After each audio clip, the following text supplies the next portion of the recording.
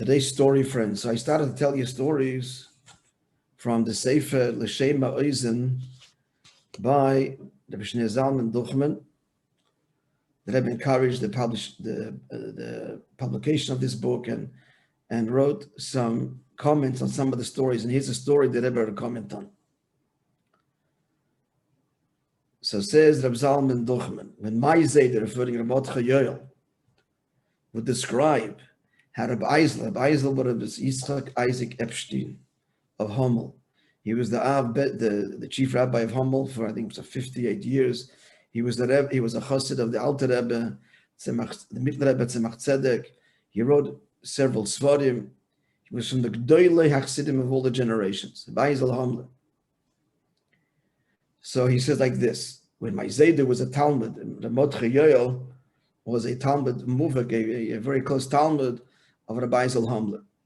That's the Zayder of the author of this book.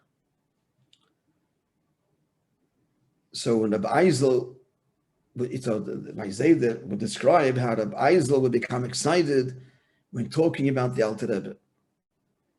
It was awesome. And this is what Rabbi Eisel would say. He was the loftiest of men, higher even than Adam Arishan before the sin. And Rabbi Eisel would say, if Moishe Rabbeinu came by with the Rebbe, and the Rebbe said, do this, and Moishe Rabbeinu would say, do that, I would say, you, others can do whatever you wish, but there's no way I'll do anything other than what my Rebbe says. Now this is a heavy story. So he brings here that the Rebbe wrote to the author of the book, similar to the story of Rabbeinu Tam, and Moishe Rabbeinu brought down in the Sefer called Sefer Adoides. He gives in the section number, and the number of the story there is this: that one of the Bali Tosfos, Rabbeinu Yaakov, one of the Tosfos on the Gemara. So he records that he had a vision. And what did he see? He saw that Rabbeinu Tam is arguing with Moshe Rabbeinu about the order of the parshas in the Tefillin. So the Rebbe says, now the story has a source. Now, what does it mean?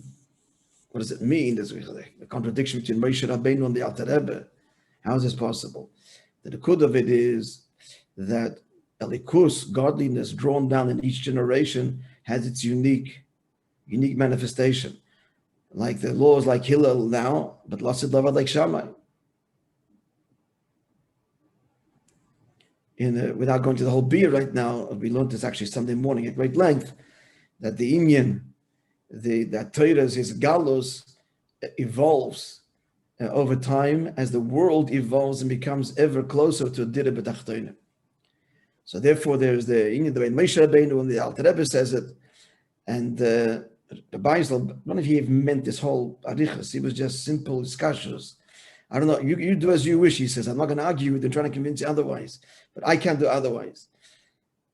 This, by the way, is hinted to in the pasuk that we say, Kichol amam yelcha ish b'shem elekov, v'anachnu b'shem elekeinu.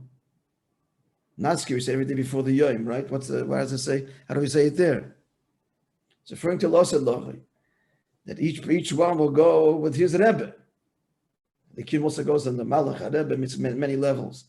But we will go with our Rebbe, Netzach Selavod, forever and evermore. Have a wonderful day and see Be'ezrat Hashem tomorrow. Thanks all for joining.